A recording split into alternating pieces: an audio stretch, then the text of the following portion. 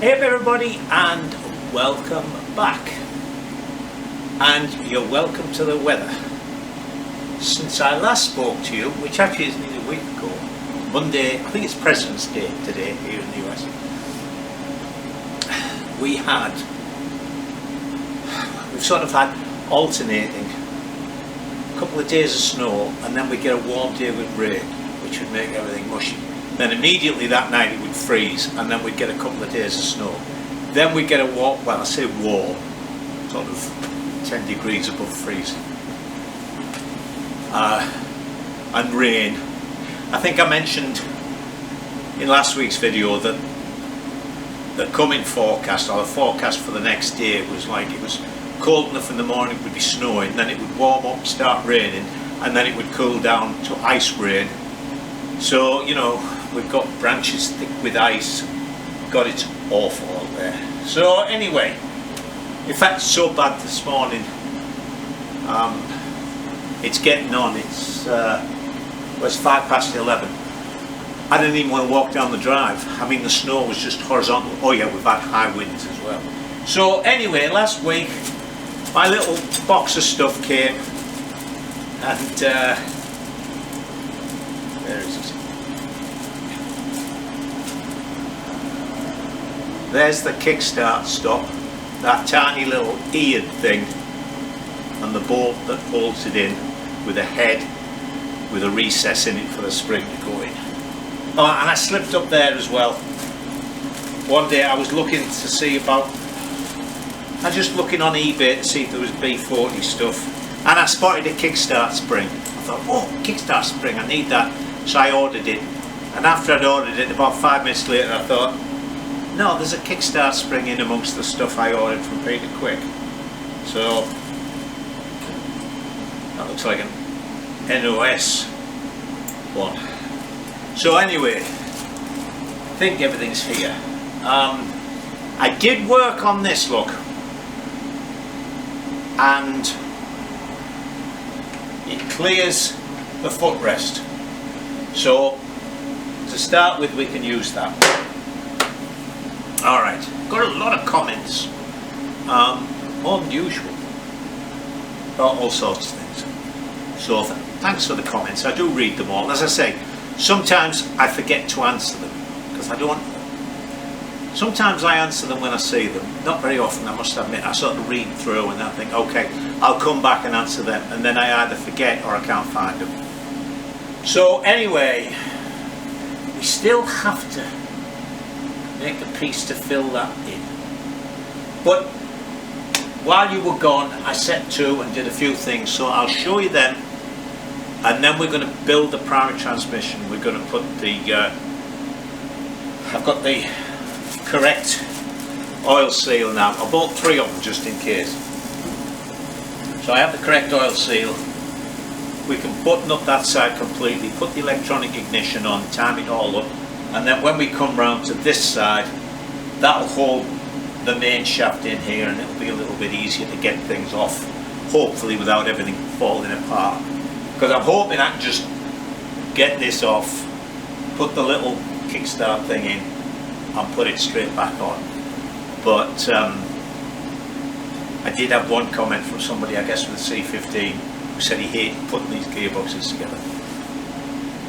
Alright, let me show you the odds and ends that I did, and then we'll get stuck in on the primary transmission.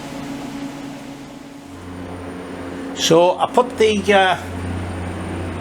ignition coil back on, I put all the wiring on. When I got the stuff out of the box, I was thinking in terms of the analog system that just has wires going up to the coil.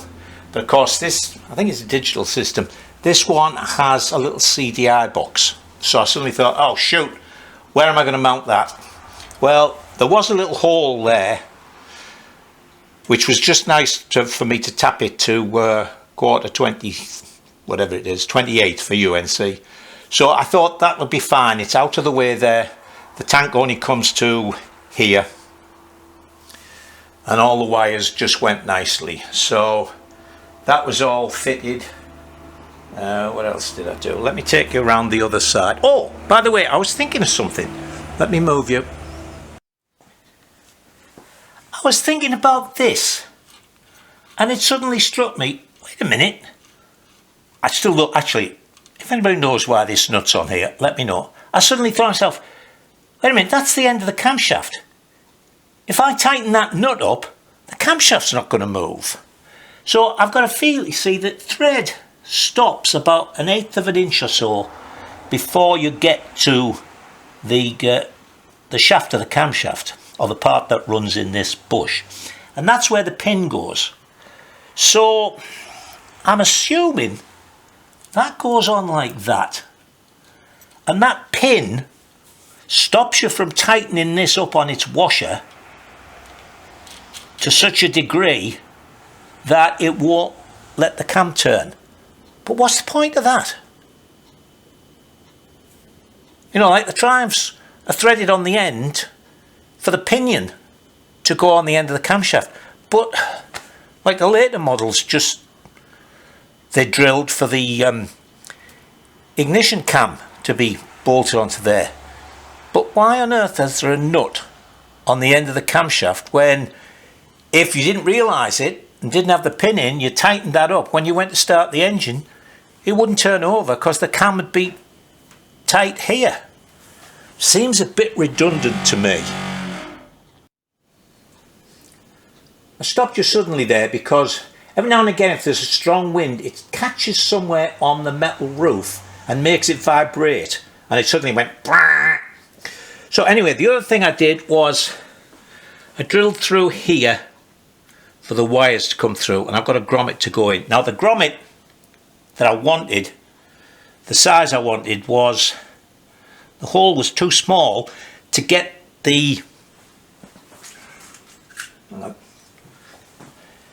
connectors through, but it was exactly the right size to be a good close fit on the outer.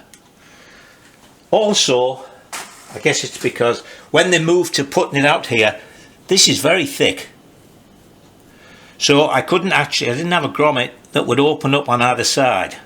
So I've cut the back part off, the back lip, and split the grommet.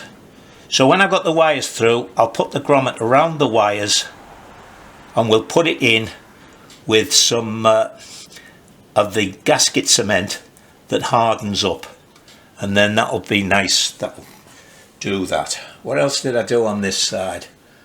Nothing much. As I say, hang on. Hold on to your seats.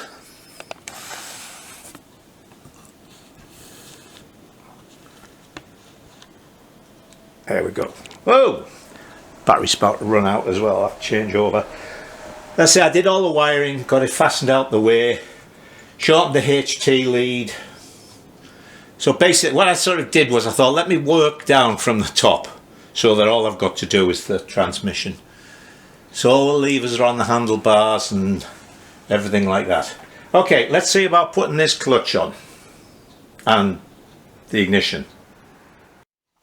Alright, so I put the new oil seal in there. Our little new bronze bush look just fits perfectly. The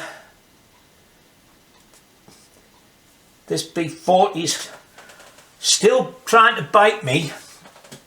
I put the new rollers in the clutch. Hang on, I'm trying to pick it up here without them all dropping out again.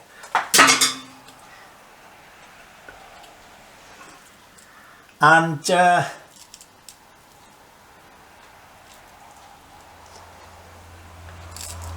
that's a tight fit on there. Wait a minute, that bloody primary chain doesn't fit.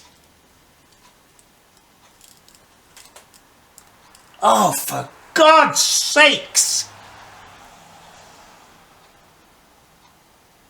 This is a brand new shorter primary chain. Why the hell won't it go on there?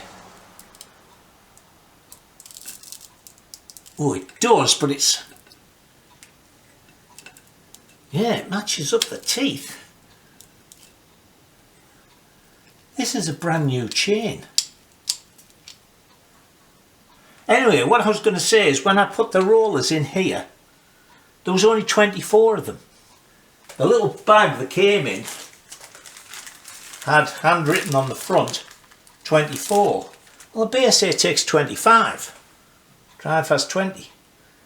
So luckily I have a little bag. They've all been measured. They're spot on. So I got one out of there. But I just had a look in the parts book and the parts book says 24. It doesn't take 24, it takes 25. If I put 24 in, there's a huge gap. That just runs nicely with 25. Anyway, I don't like that bloody primary chain. Hopefully it'll loosen up. Anyway, now we've got one of these stupid fiddly things where we've got to get this sprocket on its square splines and this on its keyway.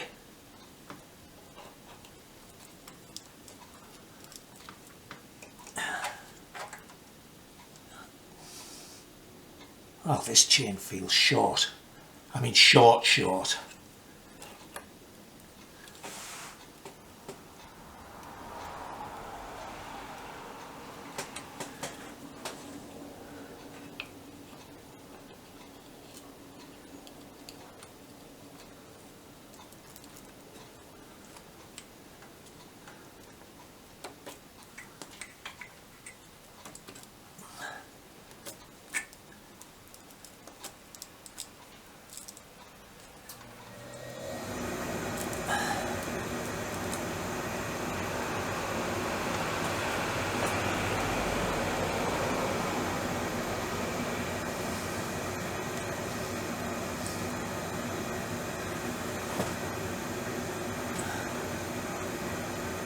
And that's tight.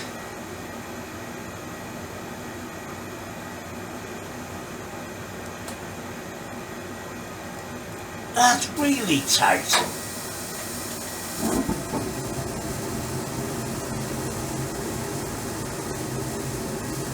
Oh, don't tell me they short this one too much. I got it from Peter Quick. It was listed as being for the smaller gearbox engine sprocket.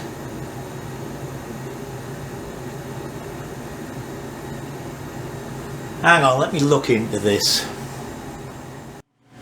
Alright. I pulled this all back off because it didn't look as if the chain line was right, so I should have measured that first, so I'm going to do that in a minute. But there it is, look, with 24 rollers in it. Now I know there's the old sort of thing about, well, it goes for ball bearings, a full race less one bearing to give less one ball to give them space to move around, but that seems like a bit of a big space. There's of course these all fell apart when I took it out, so see, look, there's 25 in, and there's still a good sized space. Well, is there? Hang on. I don't know whether to use 24. So the other thing I thought was, are the rollers different? So I measured one of the other rollers and I measured it. They're exactly the same. Then I thought, is the actual clutch different? So I got another couple of clutches out, measured that diameter and measured the diameter of the inner without the rollers. Exactly the same as the B25 one. So why did the B25 one say 25 rollers and this says 24?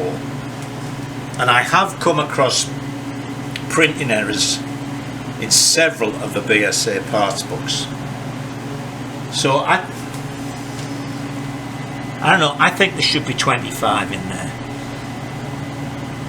And 25 or 24 won't make any difference to the diameter. So what I'm going to do now is put this back together, put the sprocket on, put the clutch on, and then put a straight edge across there and onto the clutch to see if we need to space this, because it didn't look right as I put it on. So let me do that and I'll bring you back. There's them both on. This one will go on tight. This one, because it's on a taper, you need to put the nut on and tighten it up. So then you get a straight edge. I always start sort of on there and then swing it round. And that is out. This is sticking out further than that is. Or is it? No, it's not. No, that's alright.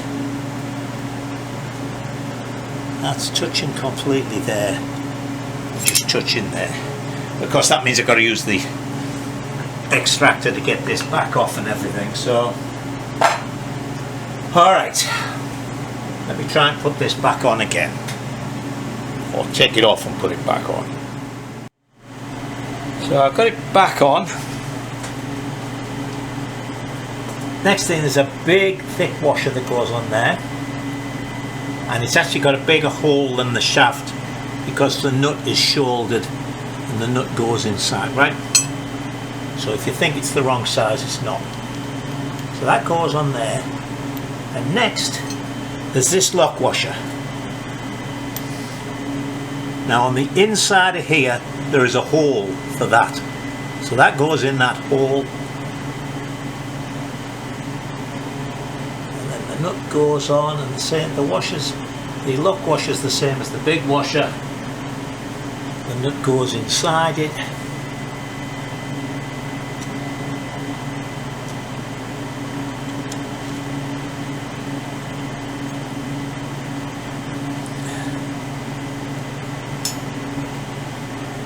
And we'll tighten that up. And then we'll torque it up. Right, and we've got our push rod in there as well. Okay, last thing to do with the clutch is to torque the centre nut up 55 to 60. I don't actually have one for the B40, but the B44 says £60 and the B25 B50 book says 55 to 60, so we'll do it at 55.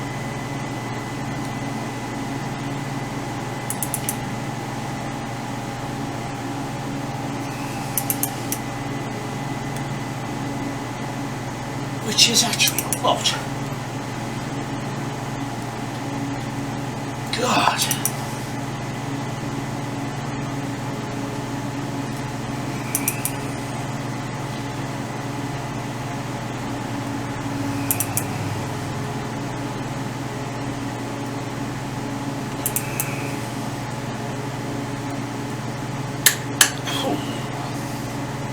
Right.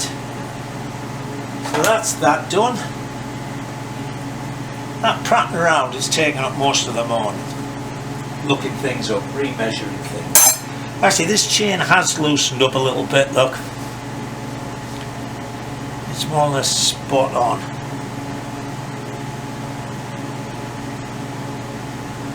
Okay, so very last thing to do with that is to flick up the locking tab.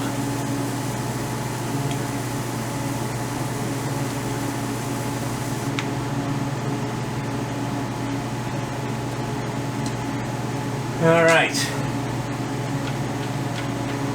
we're in neutral. So the next thing we're going to do is put the electronic ignition on and time it up, and then we'll put the clutch plates in. But first, I'm going to go and have something to eat. Back, thought I'd slipped up there. The wires go out the back, I've still got to put a plug in there, but I can get at it with the chain in. The Triumph one goes in, oh, you have this stupid tube that goes in through under here, under the chain. Anyway, lunchtime. Right, I'm back. I've had my ham and Branston pickle sandwich. So, I've put the spacers on that go on there. There's a long one there, There isn't one on there. The spacing piece is the actual chain tensioner pivot, and there's a short one that goes on either side of that, but that we're not going to. That's going to loosen up, I think. Alright, so the next thing we put on are there we are, the 3 little spacers that are provided by Electrics World.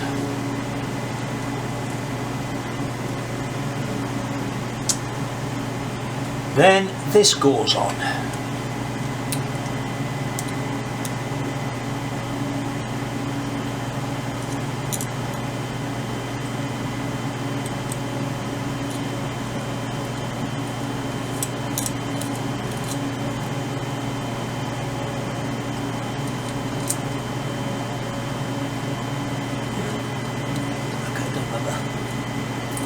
Small 1/4-inch washers, never mind. These will do fine because they're covering a slot anyway.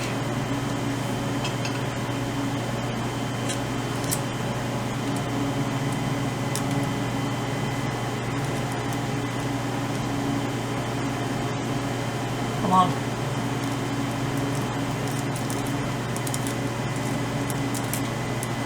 Okay, tighten them up in a minute.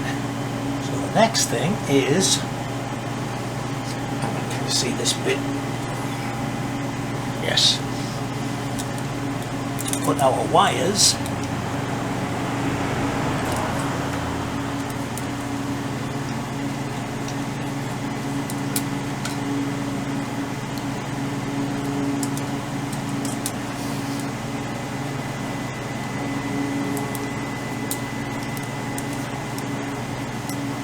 through that hole there.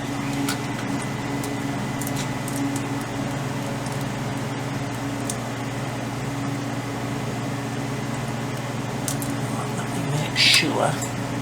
Excuse me.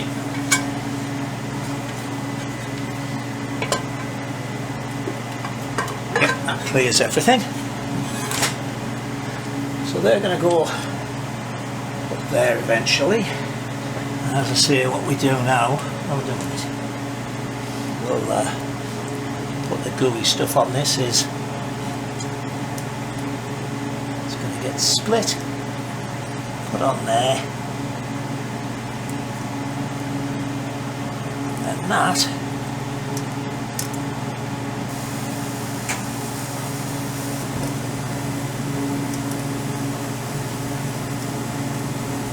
will go in there. We'll stick that in. We'll put a little clip on, a little bit of what's it on that. Get that sorted out. Right, so we put this in the middle to give ourselves some adjustment room.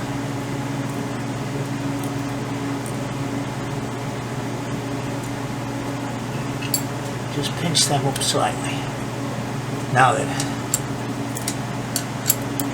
this is, as well as being able to go like that, this will move around a little bit because you've got to have an equal gap around the rotor and this pickup. Now then, let us now take this to top dead center. Hang on. Get ready for this. Okay, heating's come on, sorry about that. Alright, okay, I've taken it roughly to top dead centre, just using a screwdriver through there. This is a top dead centre and timing tool that I made out of a plug. Broke all of the ceramic part out. I made a little collar to go in it. The first one actually I didn't, and this used to wobble around the plunger. And that goes in there.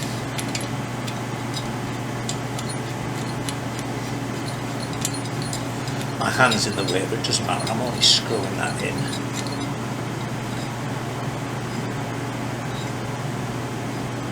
Okay. Doesn't matter how far you screw it in as long as you keep it at the same place. Then we watch that as we turn the engine.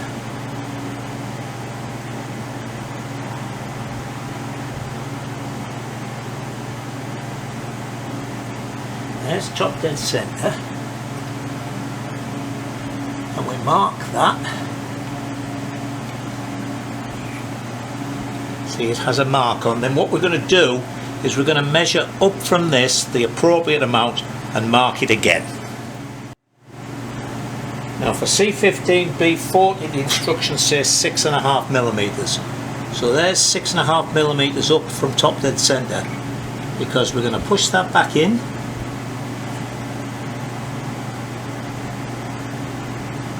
I'm going to put it where I can see it. Right, and then we're going to go down till we go past that mark. We're taking the engine backwards, and then we're going to come up to it.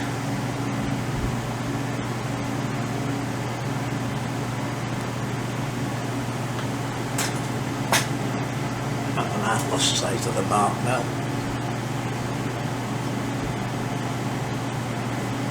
And that's okay. And then we bring it back up to our mark, and then that's 6.5 millimeters before top dead center. Right, now you see the two marks, the blue mark and the red mark. Now for a general sort of, as they say, an easy timing, you could just take it to top dead center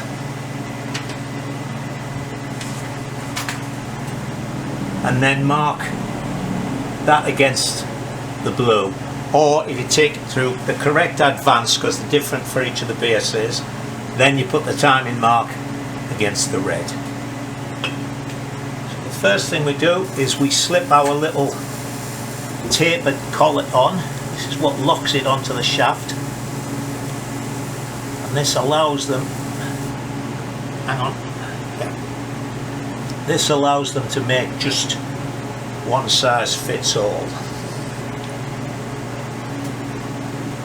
There's something stuck on the magnet there. Make sure the magnets are clean.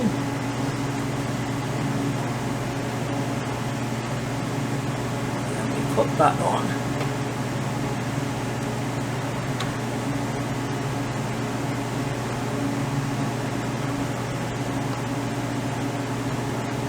Now that's gone in too far. What we're going to do is we're going to take a little bit off these alloy spaces, because we've got lots of room at the back.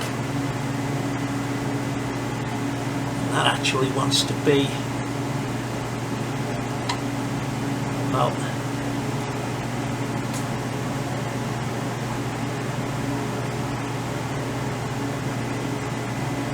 level with that.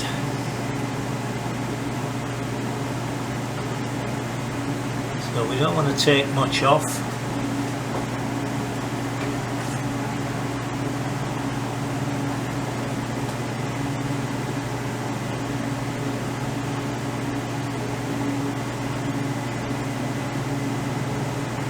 That's reading just over 1/4 inch. It wants to be about there, because the nut will take it up a bit, and that is reading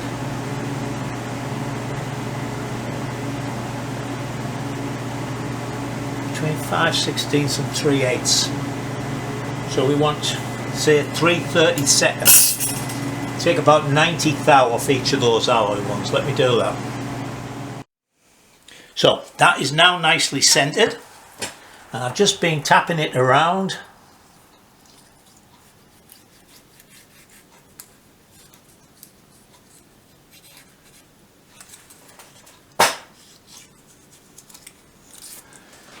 We've got about the same gap all the way.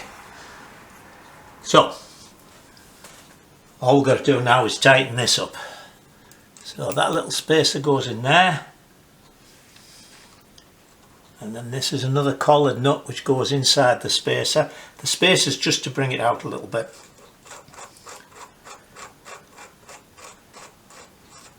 And it says to tighten this up to 30 foot-pounds. Now then, a while ago I made a spanner to fit that, because sometimes they move while you're tightening them up. See, that's moving, but it's not moving the crank. So we've got that. Let me get ready to tighten that up. Right, now I've put a little bit of alloy in there to sprag that.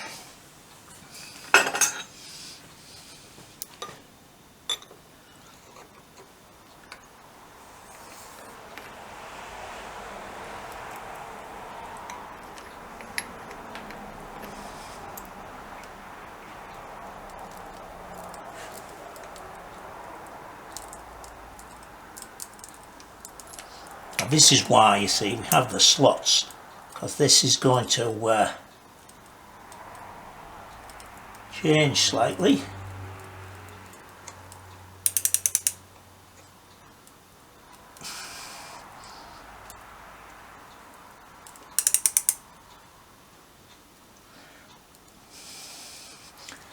Let me just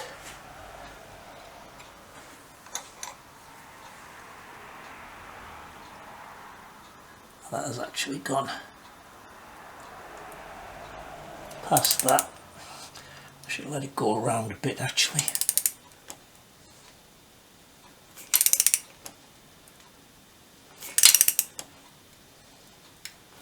But we can always take it back off. A little bit of pressure, blow that out.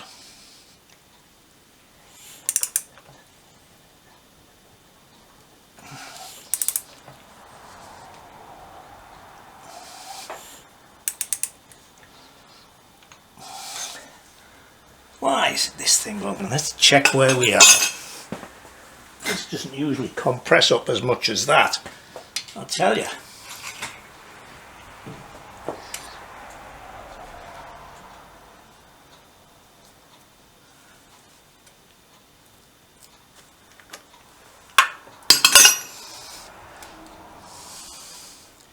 Guaranteed, isn't it? Film something.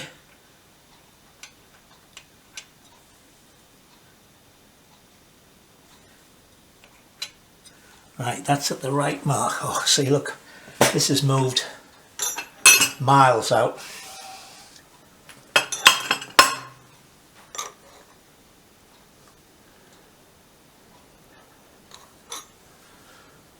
don't know why that hasn't tightened that up on there.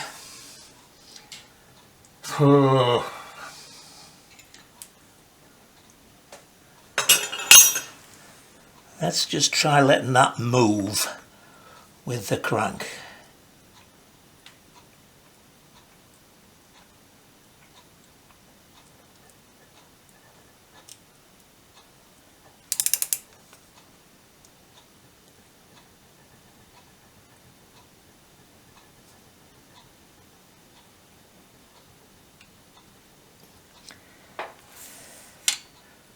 Right, that's tightening that up.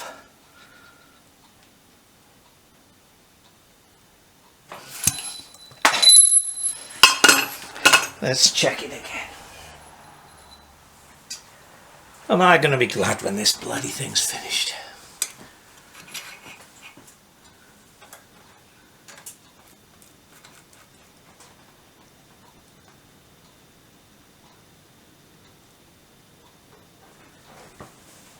Good, we're still on the mark.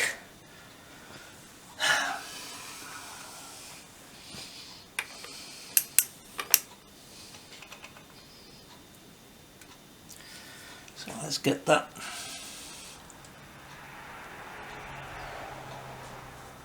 Now that's about stopped moving. Bloody sprocket, the socket went on too far.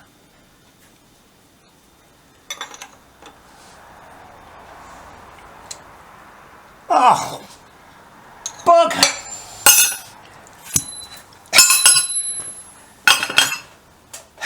Let me turn you off. As per usual, as soon as I turn you off, everything works fine. Anyway, that just tightened up to the 30 foot-pound, I should say. That's spot on the mark there. and that is about a degree out. The only trouble with this, of course, is when I slacken this off to move it, I'm going to change the air gap. So let me slacken these three off, get this spot on, make sure the gap's the same, then we can put the clutch plates in. Now the clutch. Got brand new plates for this completely. Right, so 5 plane, 4 friction.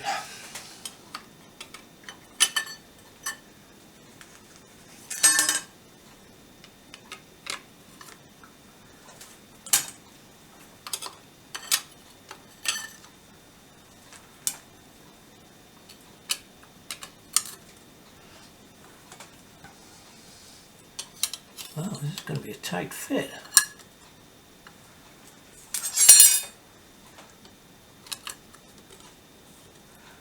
Makes a chip. Oh, fuck me. Did that frighten you? It scared the life out of me.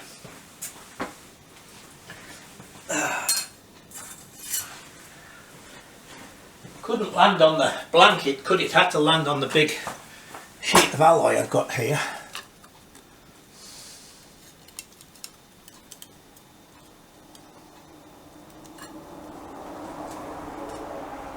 Alright, come on. Just been looking at the end piece. There it is.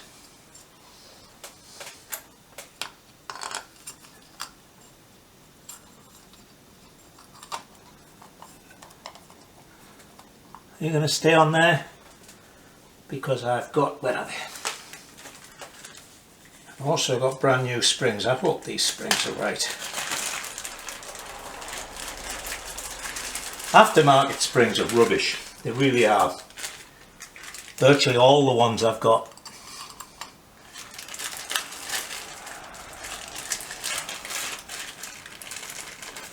They're all too strong for trials bikes.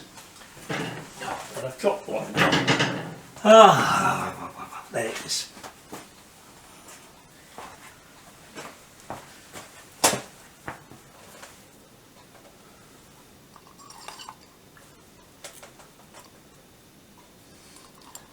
Well, they're all colour coded the same, so that's a good start. Now the big screwdriver. See if we can get these on. Actually, I'm going to move you because I need to stand where you are. See if we can manage this. I don't know why they can't make these so the threads catch without any tension on them. Oh God, come on.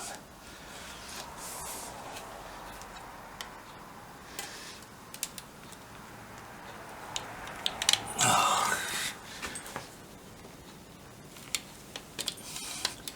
On! Try a different one.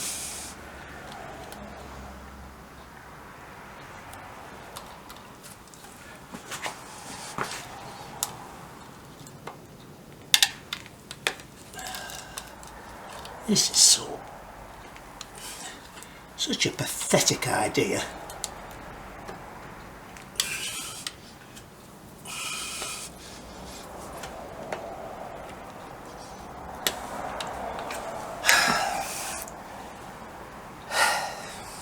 Love to get hold of the BSA engineer that came up with this idea.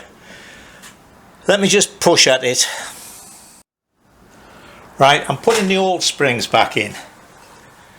They're a lot lighter spring, and that is what I want. I don't need that great heavy poundage. See, look, that's gone straight on. If they're too light, I've got new ones. Obviously whipping this cover off and changing the springs is an easy enough job, but they feel much nicer.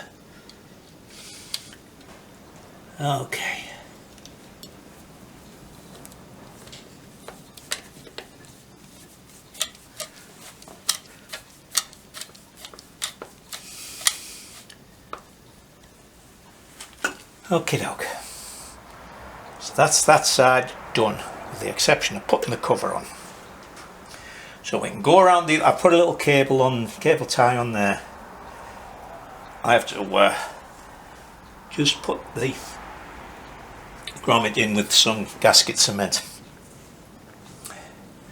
Alright, let's have a look at the other side. Alright, eyes down for a full house. Okay, for our non-UK viewers, that's how I used to start off a game of bingo. As some of you may remember, I used to be a bingo caller. Alright, let me move those out of the way, I'll explain them in a minute.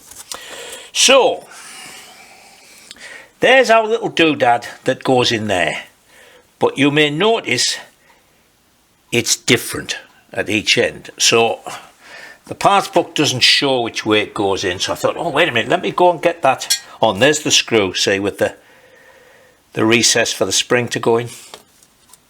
So I went out and grabbed one of the old ones I found, and you can see it there with the square end and the slightly other end. Then I noticed with this that it was different. Hang on. From that, look. It's a different shape and it's smaller. So that one must be a C15 one, because I went back out, and the other one, which also has its doodad in there,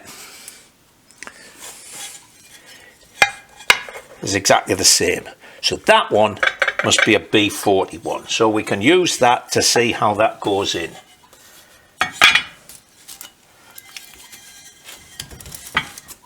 Let me bring you in a little bit, I think, shall we? I'm heading off out of picture there, aren't I?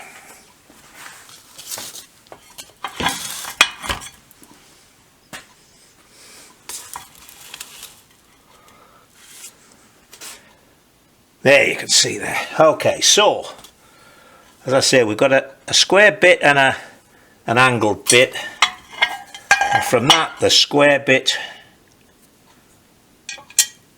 goes that way. Alright, so we know the square bit goes that way. And do you know what, I think I put a little bit of Loctite on that, just the blue, just to be on the safe side. There's the red, there's the green, there's the blue. It's bloody cold out there. Oh, I didn't mention this, I don't think, but I did tell you it was windy, didn't I? Because it was so cold, of course, the snow's been sort of dry, powdery. Well, where the workshop is, you may remember from those of you who've seen me when I've been riding the bike in front, it was actually dug into the hillside. They dug a piece out to be levelled and then built the workshop. So the side where the door is in a little sort of alleyway, and the snow doesn't half drift into it. So when I came out here the other morning, do you know what, this stuff is bunging up every time on this blue one. As I say, when I came out here the other morning, it was gosh, well over a foot deep. I mean, we only had about 8 inches of snow, but there was another 6 or 8 inches that the wind had piled up. There we go.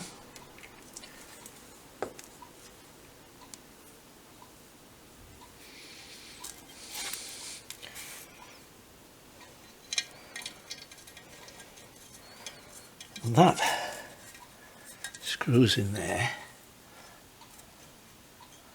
like thus. So let me get a screwdriver.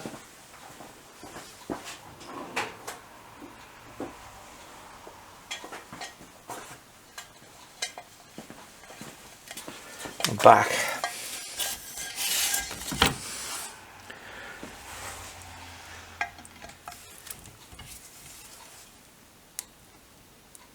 All right. Now then, so I got this came off reasonably easily. I've cleaned up the gasket surface, so let's have a go at putting that back on. So I've got that back on. Wasn't quite as easy as last time, but wasn't overly difficult.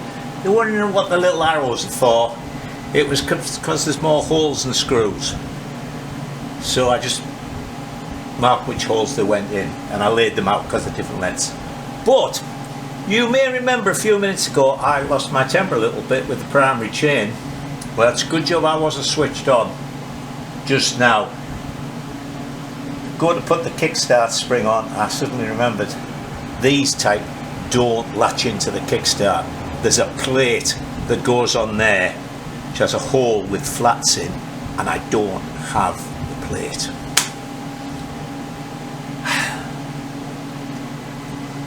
So now I'm going to have to put in another little order, which is going to cost me more postage than the part. I was so annoyed when it suddenly struck me. I got the spring out and I thought, wait a minute, what does the other end fasten onto that? Oh yeah. It's a stupid way, believe me.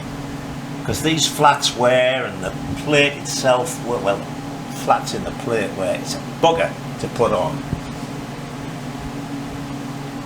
Alright. Let me put the little pin in here. Put that nut and lock washer on. And the little plate that goes on here. So let me do that. Alright, I saved you having to write a comment. Just been looking in the Rupert ratio book, which I remembered I brought down with me. The nut and everything here is, with washers I guess, is to take up any end plate in the camshaft. There shouldn't be any, apparently. And he points out, because this isn't here on all the later models, well, the side point models. He says the way to set the end float is to tap the bush in until it's touching the camshaft, and he says if you do that with these engines you don't need to put the nut on. So I've lost it now. I actually found an old bronze bush which was exactly the same size as that, so I've tapped that in, and God, I've lost everything. I don't know where the nut's gone now either. So now there's no end play on it. It still turns nice and freely, so I won't bother putting the nut on. Alright, so hang on, got that on. This is really flimsy, you know. You can see from the way the cork is compressed. It's compressed more at the ends than in the middle. So, and I checked the gear change. It goes nicely into all 4 gears. So we're going to have to wait for that to finish this off. I also need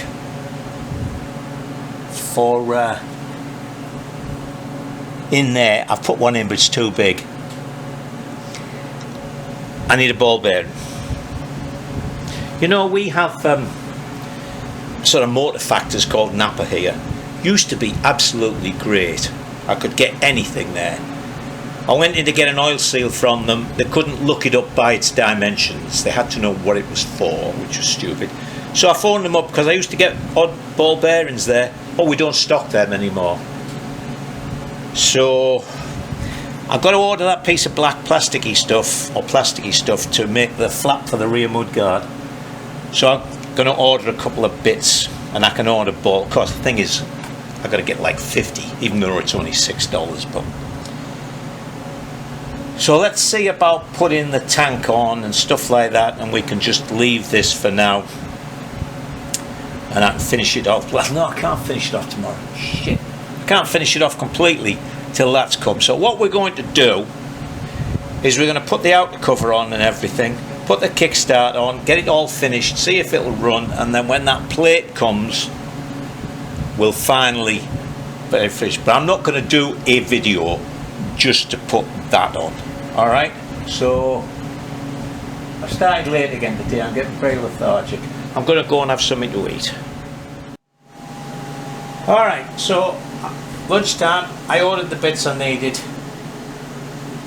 And I remember that I didn't have a gear change lever, so I ordered that. And now of course I also realise I haven't got that, but I can put a plastic one in there. This 2-inch BA I got for here is just maybe 1/4 of an inch too short. It just catches like the first thread but won't tighten up on that clamp. But watch this.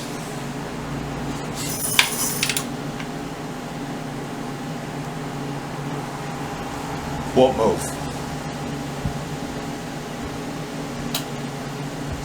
I can wind it backwards. Let me go around the other side. I can actually, apparently, it feels as if I can wind it backwards really easily. And then it gets tight.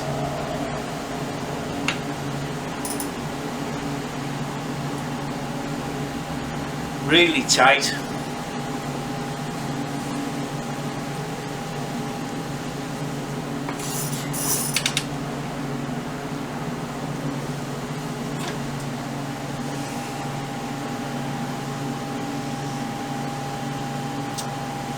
And if I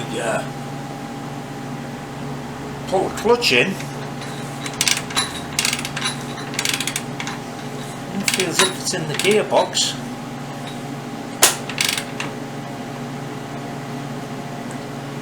But that won't move. So I guess start taking things apart. I've taken these covers off and checked the valve clearances, and the valves seem to move alright, and they've got the same clearance I set them at. And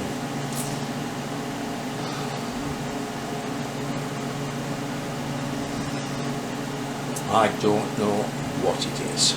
I do know it's driving me to distraction. Absolutely.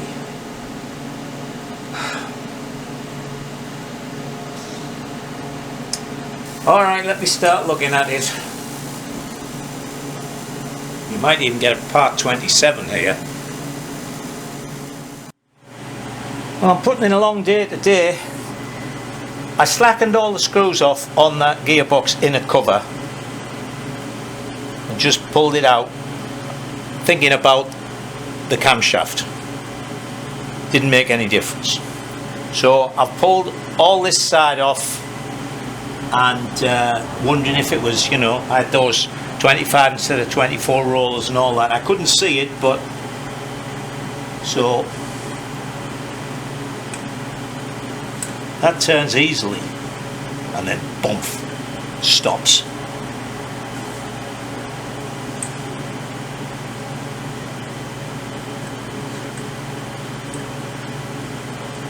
Boom, stops.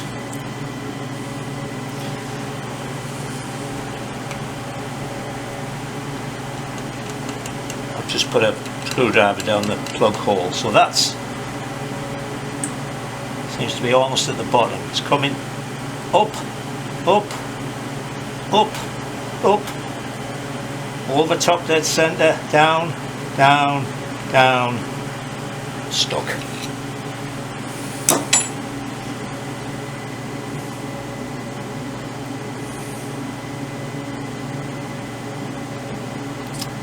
So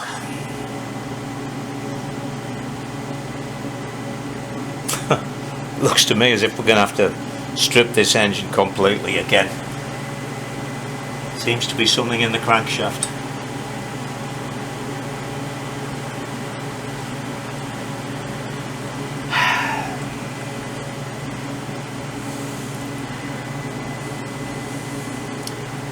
I wish Bill had never given me this engine. It's as nice as anything there. Gets to there, just stops.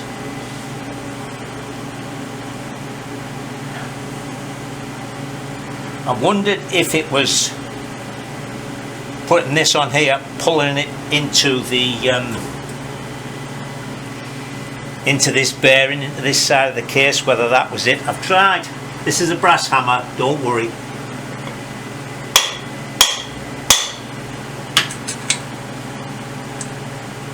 No.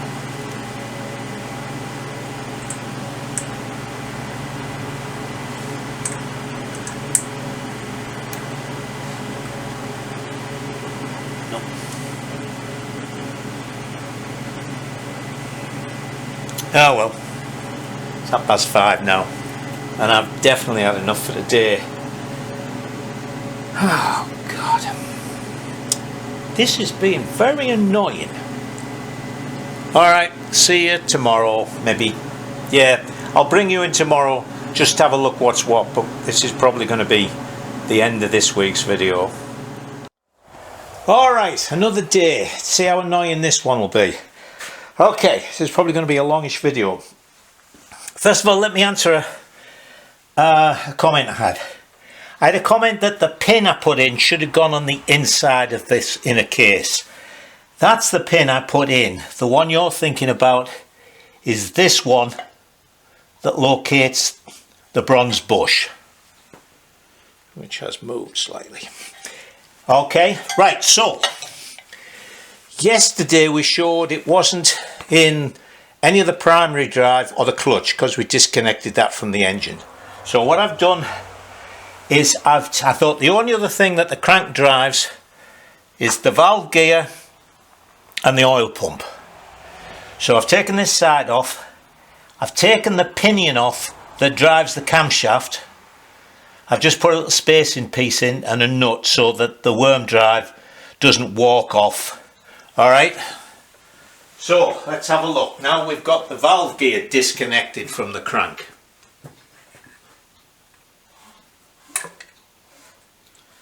That is just spinning freely. So it's not the oil pump because that's turning, it's something in the valve train. Now, could be that valve lifter, maybe it's jamming somewhere, I don't think so. But the one thing of course I did do, and I think after more or less at the end of everything, was Rupert Ratio's idea about knocking this bush in a little bit to take up the free play. So what I'm going to, the end play, I noticed in the video I kept saying free play. So what I'm going to do is knock it back to where it was. And then before I start dismantling the head and everything, we'll put this pinion back on. And we'll just put this on with a couple of screws. I don't have to worry about anything being right, just to see if everything will turn over. Okay? Alright, this just been turning it over. This gets to its part where it won't turn just as the exhaust valve starts to open. I don't see why, but you know, and pulling in the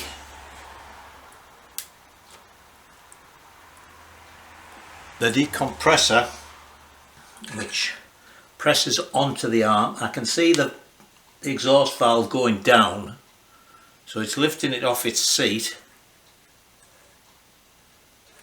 Oh, now that, oh no, here we come.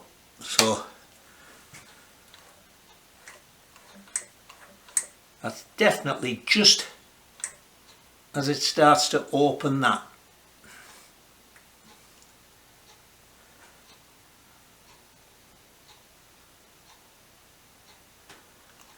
That's ridiculous. Okay, let me take the rocker box off and see what I can see in there. Right, there's the rocker box lifted.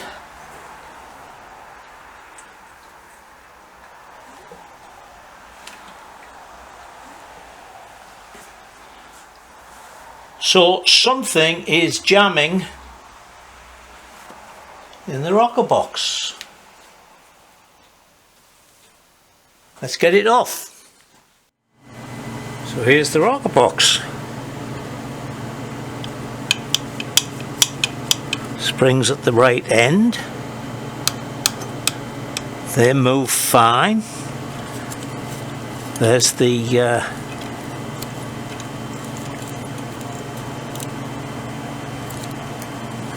there's that. I don't know what is going on here. I'll put the rocker box back on.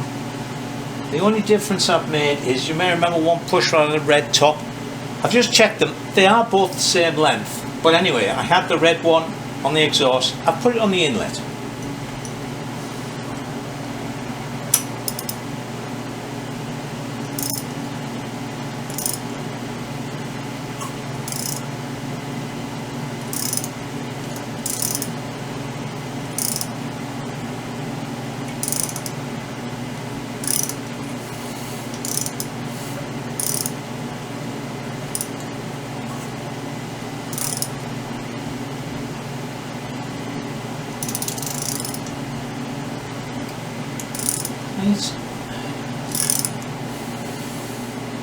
Turning it all the way over now.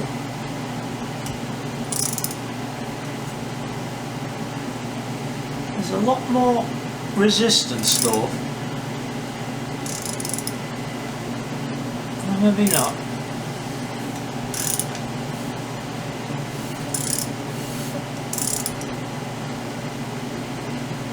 Okay, I'll put this.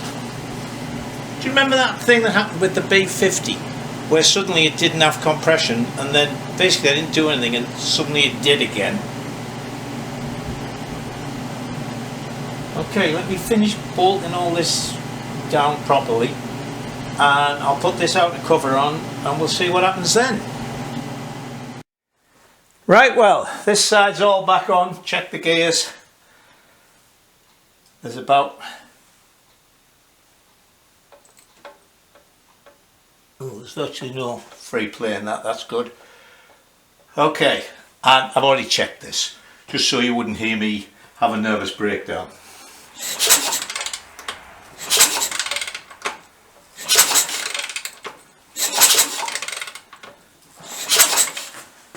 And actually, we've got oil halfway up the return line. So the oil pump and everything's working as well. Yeah, I can't be bothered putting the ignition and everything back on again, so we'll call that it for the day. Plus this video is getting very long. Well, there it is at last. I have a couple of very minor jobs to do. I didn't have any little washers to go on the back of the pop rivets I'm going to use. But there's my little sort of rubber flap in there. I've got it on a couple of bulldog clips. And that bugger Linda, I bought a thing full of the round bungee cords. And I made one up with new ends for the greaves to fasten that down. And she's used them all. So, got the petrol on, got the choke on. You know what, this could do with, of course I'm still waiting for a little plate for the kickstart and the gear change lever, but you know, they're minor things. What was I going to say? Yeah, the old style flatter trials bars. Those who are as old as me will remember that originally they were just sort of dead straight and with just a slight rise. But I don't know, this front end is a couple of inches higher than average. So let's see what we've got.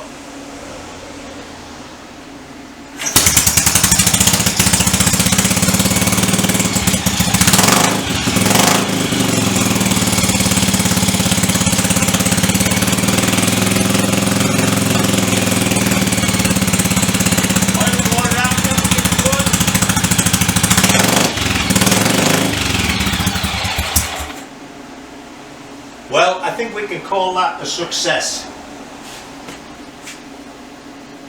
Alright, I won't make you hang around any longer. So I'll see you next week. And until then, you stay safe and enjoy yourselves.